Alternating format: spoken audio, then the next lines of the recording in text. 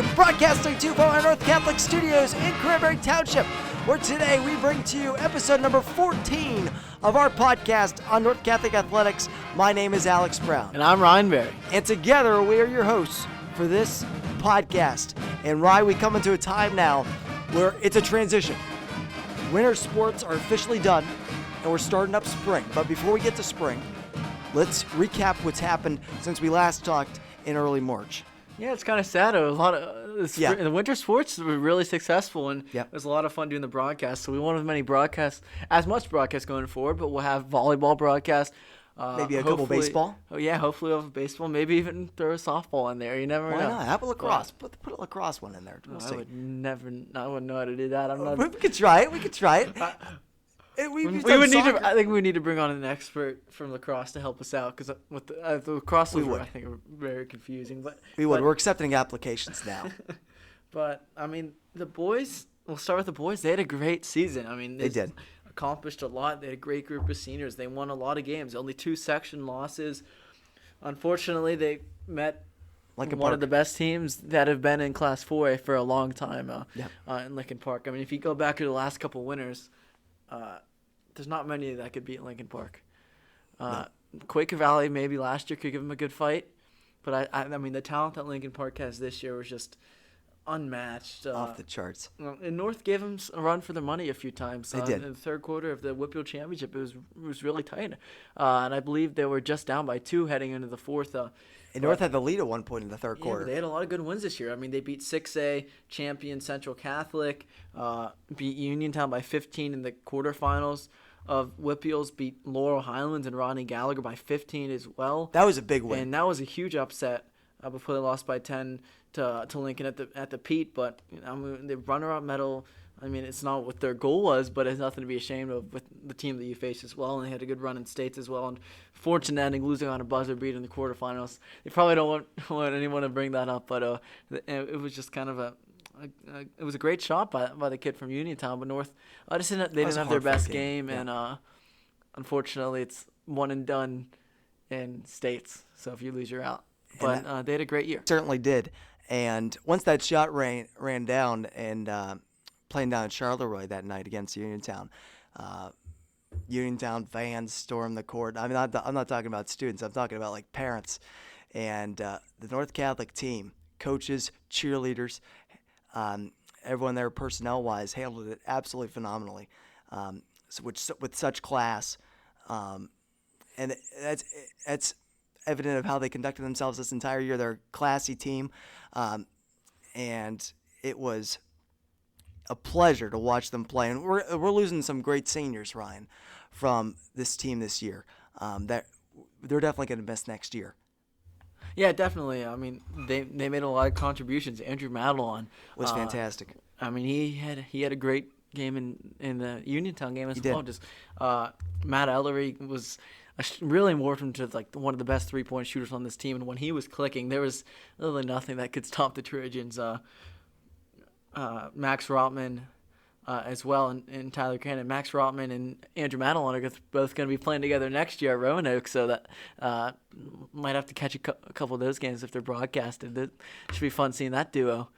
Absolutely, and Tyler was such a big part of that team, even though he didn't play on the court much other than senior night.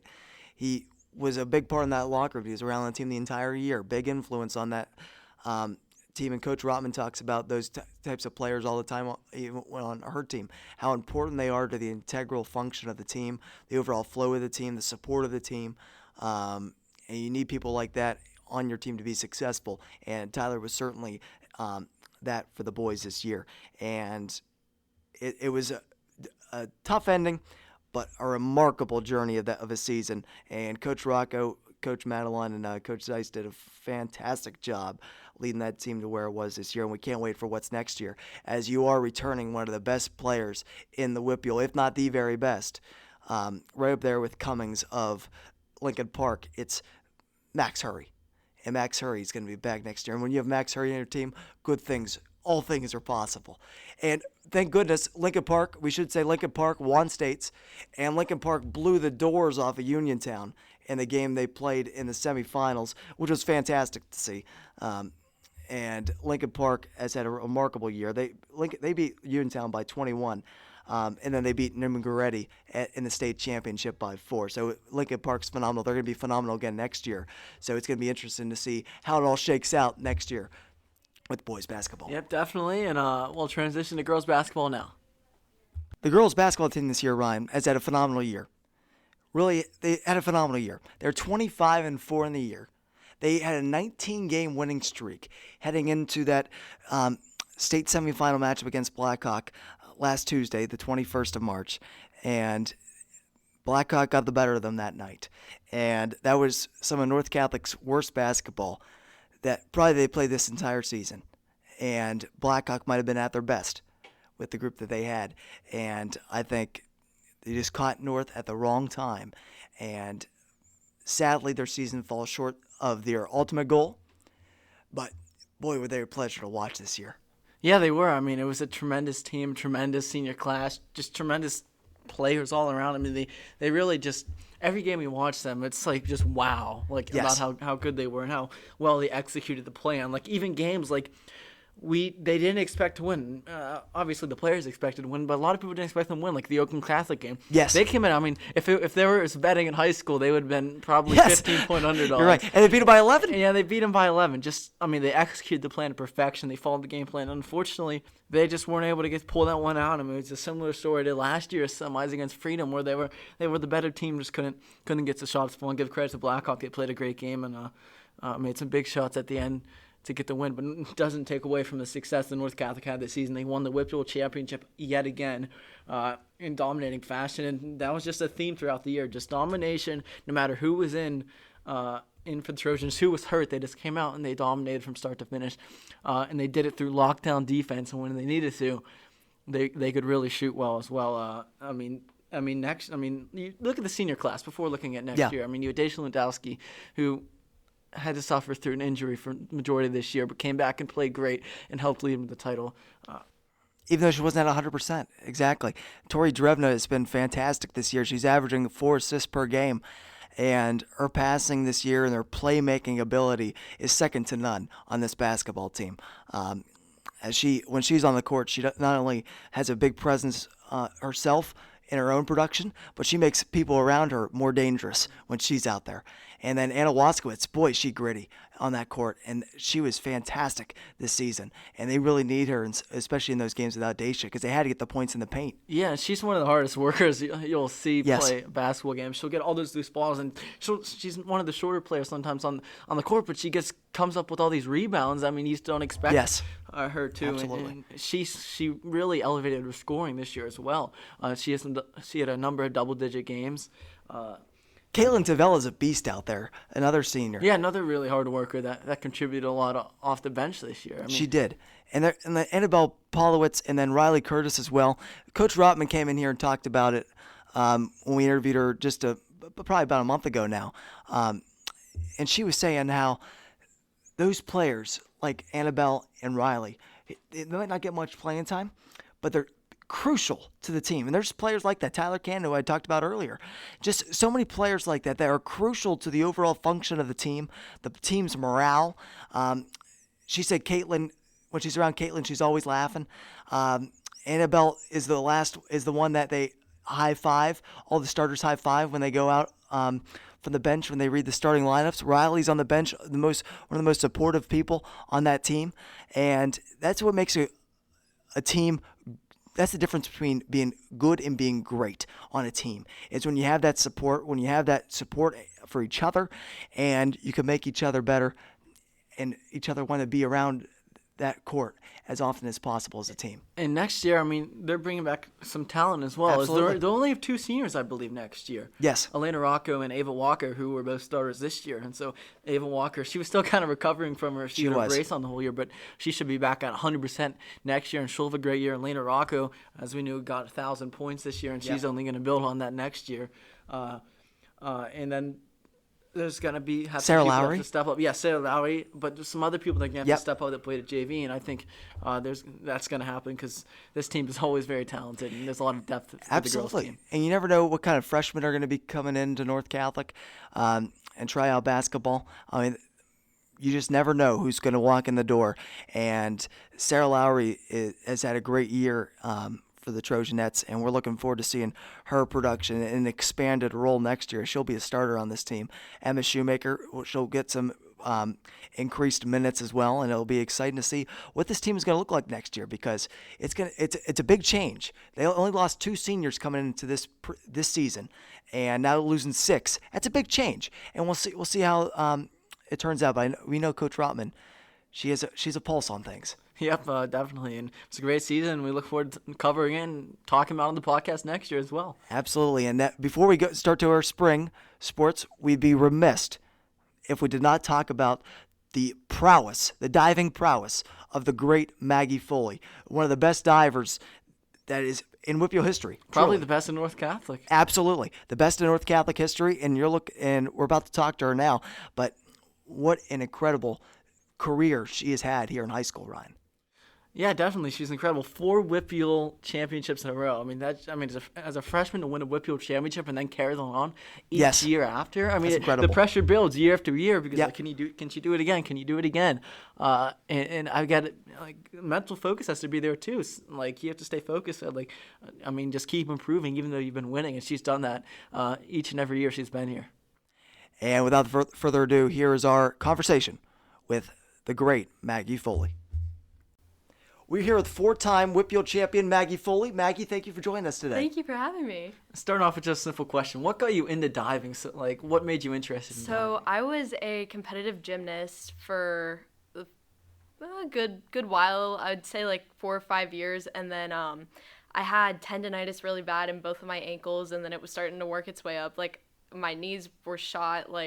Gymnastics wasn't going to be my all-time thing. My body just couldn't handle it. So funny enough, I actually was at a softball practice because my mom was like, oh, get back into softball, you and your sister, that'll be so much fun. And it didn't work out. It rained the whole practice. I'm not an elements person. So she was like, oh, what about cheer competitively? And I'm like, I don't know. That's really hard on your body too. And then one of her friends was like, oh, there's diving classes at the University of Pittsburgh. Maybe Maggie could get into that. And I showed up, and after the first couple practices, they put me on the competition team, and that's kind of how it started. So I started doing AAU, USA diving, and then came high school. So that's fantastic. And you're not a fan of the rain, but you like the water in the pool, though. Oh yeah, the water's pretty cold. We have hot tubs. What's the standard temperature? I don't know. They keep it pretty warm. It's warm? Warm? It's not bath water warm because the swimmers need it cool. So it's a joint pool. So if it's too hot, the swimmers have trouble breathing when they're racing. So they keep it at a happy medium, and then we have hot showers, hot tubs, so that we can nice. go warm Oh, up. I love that. I wouldn't leave those. No. Is there a pool or facility where you say that's not? I don't want to go there. Yeah, Bucknell. Bucknell, we had state championship. Yeah, that pool is definitely not the nice. It's pretty nice compared to high school pools around here, but it's definitely kind of, the boards are kind of sketchy. That, and then Hampton, the ceiling is not high enough above the 1 meter board. So I was I got up. We had our meet there earlier in the year. I'm double bouncing on the board, just kind of doing my thing, and I left the board and I went to just do a basic jump. I hit the ceiling, and I'm Jeez. there's no way this is regulation or safe at all. But yeah, those have to be the 2 least favorites. Speaking of different facilities, you guys don't have a home pool for North. Was that harder? Oh, it's definitely hard. We a couple years ago used to be joint with the Pine Richland Aquatics Club, so the swimmers would go and practice there, and then me and Kyle, when he was here, we would sometimes go there or just stay at Pitt. So it really does make it difficult having to travel to every meet. Has there ever been a point? Was there a point in your career when you were younger, just getting started, where you said, you were thinking, "Man, I could really be good at this"? Yeah. So they start you off on the springboard. So high school's the 1 meter springboard, and then 3 meter springboard, and they put me up on platforms. So that's the 5, 7, and 10 meter Olympic style. And I was just jumping off, did a couple dives. I'm man, I really like this. This is what I want to do. So it's kind of where it started off. So you're committed to Pitt next year. How are you looking forward to that? And what made the decision? Why was Pitt the right choice? Yeah, so I'm super excited. the head coach for Pitt, she's also like my club coach. So she started 2 years after I started like just doing club diving, and we like hit it off. She's super amazing. And she always kind of joked with me. She's like, yeah, like you'll be here in a couple years, like diving with college. And I'm like, oh, okay, Katie, like sure, whatever you say. And then when June 15th wrapped around, she called me and she was like, I know like I'm your club coach, but I would really like you to come like dive with me. And I'm like, okay, like we'll see. I want to keep my options open. And then that was like my first official visit, and I was like, okay, sign me up. I'm done looking. Just put my name down. So yeah, the team's really great. I love being close to home. So yeah, I'm excited. It's just comfortable there. Oh, Right? absolutely. You know yeah. well. After this year's WPIAL championship, you're quoted as saying the whole dive, I went blank. Oh yeah. Do you ever get scared like what might happen when you're in there, or do you like know as soon as you leave that board what kind of jump that's going to be? Yeah, so over the years, my spatial awareness has definitely gotten a lot better.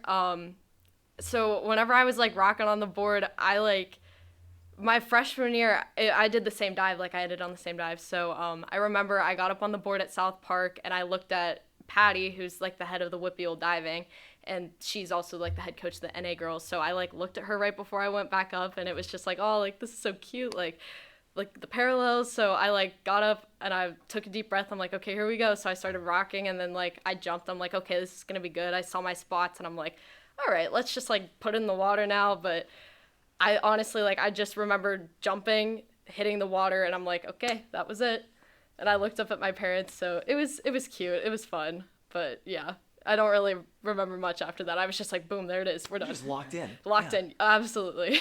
So you won the WPIAL championship your first 3 years. And going into your senior year, do you feel like there's added pressure? Or do you feel like it's more important to win and going out in your senior year? Yeah, so I don't know if you guys know this, but the state changed the diving format for this year. So they called it like their pilot program. And initially they were going to cut the 11 dive competition just to 6. So for WPIAL and state, it was just going to be 6 dive. There it is. You're done. But this year, Patty, she was like, we'll make it a 12 dive. So it's 2 6-dive lists, and you represent all 5 of your categories, and you disperse them differently between those 2 6 lists. So like, you're not doing all of your good dives in one list and keeping all of your like bad dives for another. Like they're all kind of mixed up. And I was just like, you know what? There's no like, you can't base it off of anything. It's totally new. It's totally fresh. So I was like, I have 3 wins right now that are like actual like WPIAL wins, and then we have this. So I'm like, whatever happens, happens. I just wanted to go have fun, and everything turned out for the best. So yeah, I guess that's all I could really ask for. This Patty, she seems very impressive. Oh yeah, she's got a resume. Yes. But you were the 3rd diver ever to win 4 consecutive WPIAL championships solely in 2A. How does that make you feel to have your name mentioned among some of the greatest divers in WPIAL history? Yeah, it's definitely awesome, and it's like kind of like a surreal feeling. I said earlier in the year to somebody, they asked me like what it was like. I'm like, oh, I remember growing up, and I was like, oh, there's high school diving, like what is this? And I was like reading online, and I found all these old articles. I'm like, oh, look at this girl, and like maybe I could be that for someone else. So that's just like really special and really cool. Wow, Maggie, that's awesome. This is a great interview. We're happy to have you on. And yeah, thank you guys good so luck much. next year at Pitt. Thank you guys. And it's softball season. Oh yeah, Yes. I'm excited. And you just heard from Maggie Foley. That was a great interview. It was a long one, but Yes. Definitely worth the interview. It was really insightful and definitely interesting. A lot of the stuff she said, as she's been so successful over her time here at North. Now moving on to the first spring sport we're going to talk about, which is baseball. And Alex, I'm really looking forward to watching this team this year. I mean, they're returning a lot of key players, and I really believe they can make a run this year. Absolutely. And the hitting on this team has been phenomenal through the early portions of this season. They went to Faro Beach down in Florida just a couple of weeks ago to be able to train down there at one of the most premier facilities in the country.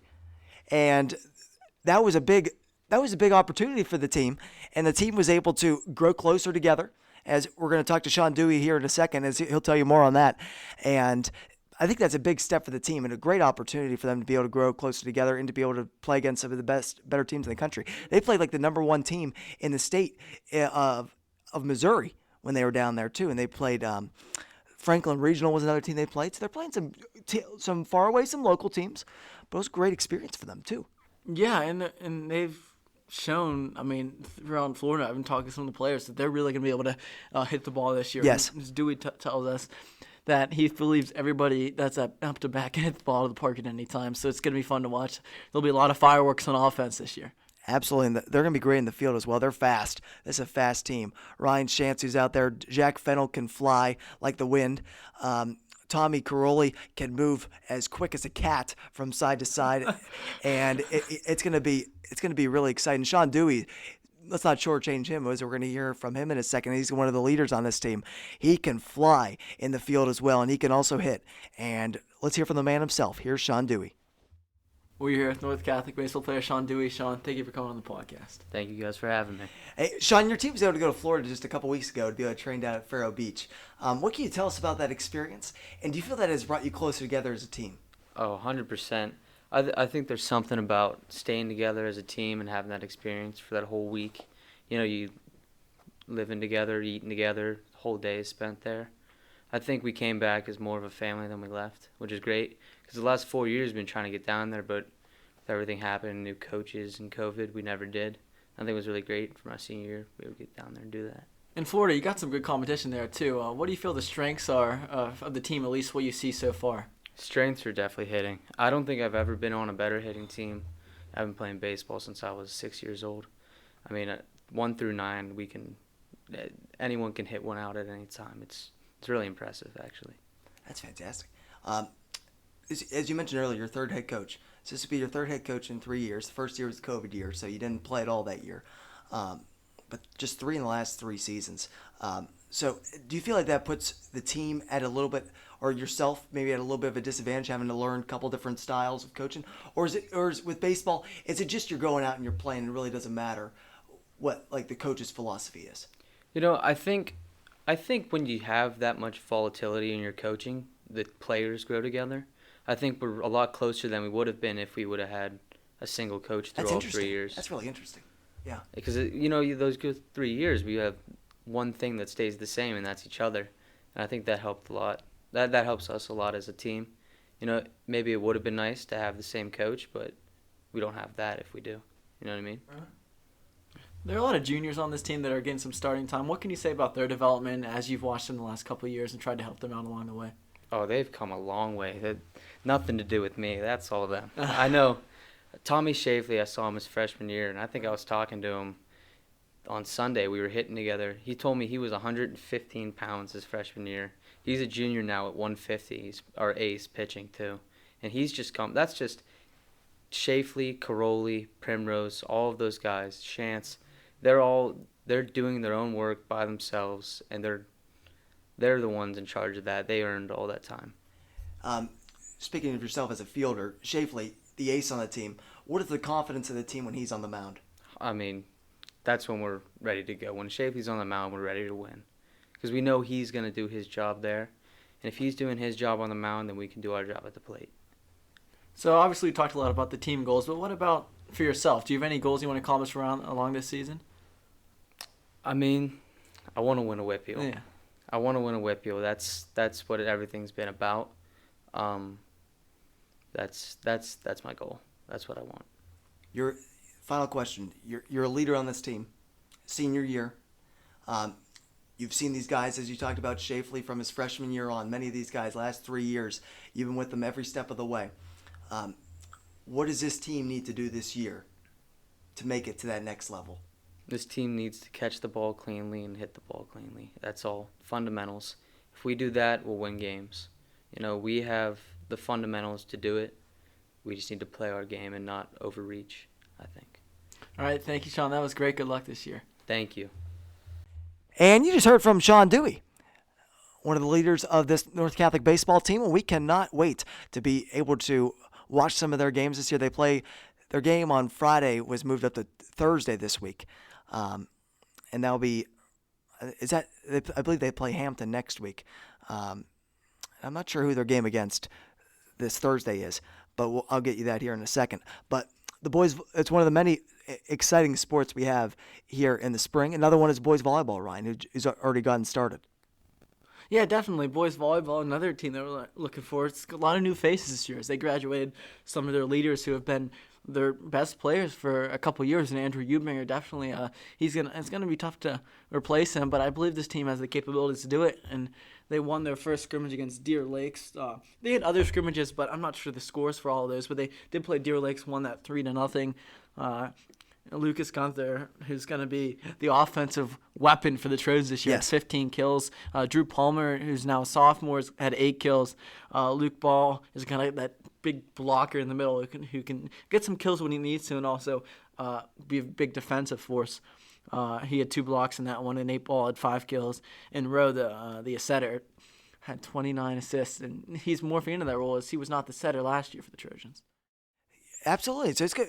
They had some changes last year for the Trojans as well, and it'll be interesting to see how they are able to adapt this year to even more changes, as you mentioned, Eubinger and Ward not being there, and we'll have more on that in the coming weeks. As next week we'll have an opportunity to talk to Coach Ball of the North Catholic volleyball team, and we look forward to that. They play Ambridge tonight, and they'll be playing. They're not Ambridge tonight. Beaver County Christian tonight. They play Ambridge on Thursday night. The boys baseball team, they do play Pine Richland this Thursday, so that's gonna be an interesting rematch from last year, where Pine Richland really put the boots to them and they took out the starters early in that one. And so we'll see how they're able to bounce back. The baseball team is against Pine Richland this year, and they beat the baseball team already has their first win of the year, which is against Carrick last week, and they won that one 14-4. There were a couple home runs in that game too, weren't there, Ryan? Joseph Orr had a home run. Was there another one in there? And Blake Primrose might hit a home run too. And so that was a great start to their season. And we will have more on that as the weeks progress as well. Another sport that's getting started up, we'll have more on this next week as well. We'll have a podcast before we go into our spring Easter break, is tennis. Tennis, 4 matches already, Ryan. They're 4-0 in the year. They've only lost 1 match. So they beat, and that was in their first what would you say, matchup of the years, and that was against Seneca Valley, and they won that one 4-1, and then they beat Highlands, Montour, and Hampton 5-0. They dropped 1 to Montour, so 4-1 to Montour, and then they beat Highlands and Hampton 5-0, and so Mr. Malone, who we'll have on here, I'm sure shortly on the podcast, is leading this team to success early so far, and the lacrosse teams that are going on so far as well. They've both played about a game or 2 apiece. The girls team played South Fayette last week, and that was a tough game. South Fayette's a big school, and that was a tough one for them as they fell in that one. But they have more games coming up as well, and they have a team that's really supportive of each other, good coaches as well.